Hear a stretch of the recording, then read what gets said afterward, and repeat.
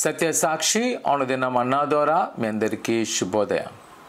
నేటి యొక్క సూచన మాట 1 పేతురు పత్రిక 2వ అధ్యాయం 9వ వచనం. మీరు పరిశుద్ధ జనమును దేవుని సొత్తని ప్రజలై ఉన్నారు.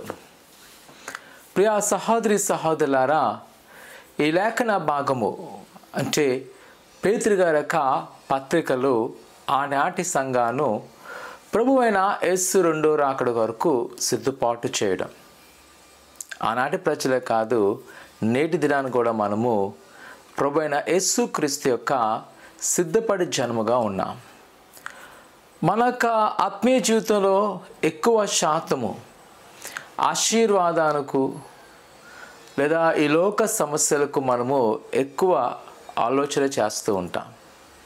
కానీ దేవుని యొక్క వాక్యం సెలవిస్తుంది, మీరు ఆయనకు పరిశుద్ధులై ఆయన జనమై ఉన్నారు, ఆయన కొరకు ఉండవలసిన వారై ఉన్నాం. ఎదుగో ఆయన మరలా రాబోతున్నాడు. ఆయన వచ్చే సమయానికి మనము సిద్ధపడి ఉండాలి. ప్రియ కుమారుడా, కుమార్తె, ఉదయ కాల సమయంలో నువ్వెంతైతే ఈ లోకంలో ఆశించబడిన కోరుకున్నావో అదే సమయంలో మనం గుర్తెరగాలి, మనం ఆయన సొత్తు అయి ఉన్నాము. ఆయన పరిశుద్ధుడు కనుక మనము పరిశుద్ధులమే జీవించాలి. ఈ లోక తీరును విడిచిపెట్టాలి, ఈ లోక ఆలోచన వదిలివేయాలి. దేవునికి ఇష్టమైన క్రీస్తు నడవడికలో మనము నడవలసినది. ఆయన ఎలాంటి అయితే మాదిరికరమైన జీవితాన్ని మనకి ఇచ్చిన్నాడో అటువంటి మాదిరికరమైన జీవితాన్ని మనము కొనసాగించాలి.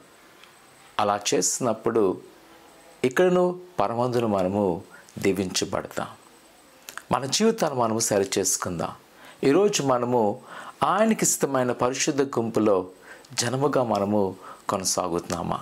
ప్రార్థన చేసుకుందాం. పరిశుద్ధుడా, ఘనమైన దేవా, నీ కొన్నాళ్ళు నీ బిడ్డలైన వారిని జ్ఞాపకం చేసుకొని నీ దీవెన, నీ ఆశీర్వదింపండి. మరి ముఖ్యంగా అయినా మా క్రైస్తవ జీవితాన్ని సరిచేయండి. అయినా నీకు ఇష్టమైన పాత్రలుగా ఉంచండి.